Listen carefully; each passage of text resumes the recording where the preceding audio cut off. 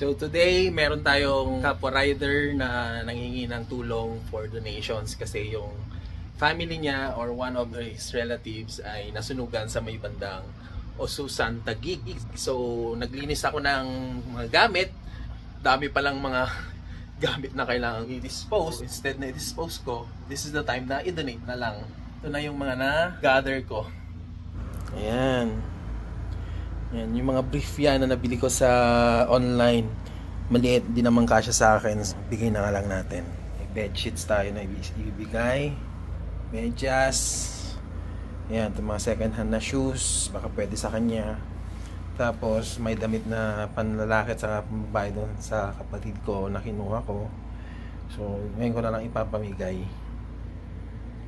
Tapos yan. Dami ko mga stocks na ganyan pero hindi ko naman nagagamit or nako-consume. Ayan. Tapos itong bag. Feeling ko magustuhan niya itong bag na to. Original Jansport to eh. Ayan. Sana magustuhan niya pag binigay ko sa kanya.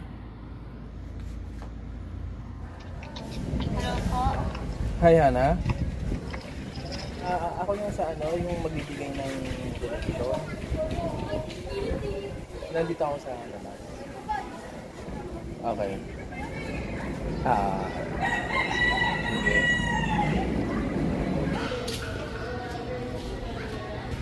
Hi, Hana. Wait lang Ano nangyari? Nagkasunog po sa amin bigla. Kagabi? Nakaraan pa po. Saan doon banda dito? Wala po dito, dun po sa kabila. So dito kayo in-evacuate? Opo, dito po. Bali kasi dun may malapit po na court doon. Kaso hindi kami pinayagan kasi 3 days lang. Eh hindi naman po kaya yun. Kaya dito kami 1 week lang. Tapos saan na kayo ilalagay after? After hindi na alam. Grabe naman. Ang sabi naman mag-rent daw kami. Kaso kung mag-rent kami, yung bibigay na pera sa amin. Wala na kami papatayo na bahay ulit doon. Kaya hindi din namin alam kung saan kami pupulutin. Wala talaga kami nailigtas kasi... Ano ba yung bahay na yun? Kahoy po kaya mabilis kumalat na po. Kaninong lupa yun? So, ayun. Kaya Tatayuan ba yun ng kondo? Opo, kasi hindi din alam makakabalik. Ba't daw nagkasunog? Ano dahil daw sa charger, overheat. Talaga lang Hindi ko alam kung ano talaga yung Kasi hindi din nila alam kung ano talaga yung pinagmulan. Kasi nagmula sa likod. Kasi ang bilis lang kasi puro kahoy na eh. Anong kasama? Sinong kasama mo dun? Ang nagkasunog po nun, wala po ako dun kasi nag-enroll ako ng college. Okay. Tapos yun, hindi ko natapos yung enrollment ko kasi nakauwi ako kaagad dahil nagkasunog. Sinong kasama mo dyan? Yung nanay ko po. Kayong dalawa? Kaming dalawa. Tapos yung papa ko nandun kasi naglilinis siya doon. Hindi na pwedeng tiran yun? Hindi pa po alam kung mas nalaman ni tayo. Yung bakit kami doon. Bakit? Kasi binakuran na kasi. Ay, agad-agad? Binakuran na kaagad. Kaya hindi alam kung sinadya pa daw or nagka-aksidente pa daw talaga. Ayun.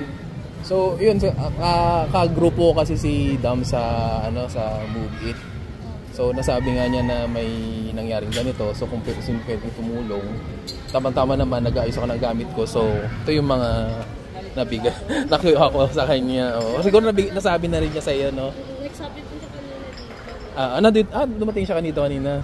Anong oras? Yung helmet niya. Bago din po kanina. Okay. Saan ba nakatira si Dam? Doon din po, kapitbahay din po. Kasi hindi nagdami sa kanila kasi malayo. Okay. Sunod doon pa rin sila. Magkaikot lang kasi yun sa akin, malayo naman sa kanila. Kaya hindi rin siya nadami. Ayun, but anyway, ito yung yan, tignan mo na lang. Tapos, kapag may hindi, siguro, kung hindi man fit or pwedeng magamit, share mo na lang sa iba. Thank you so much. Tapos ito rin, kasama rin to. Salamat po. So much. Ingat po kayo. Ayan, teka, tayo? Thank you so much po. Sige. Sana mahanap mo yung Sana po payagan po kami po. Sige, Thank you po. Thank you po. Salamat po.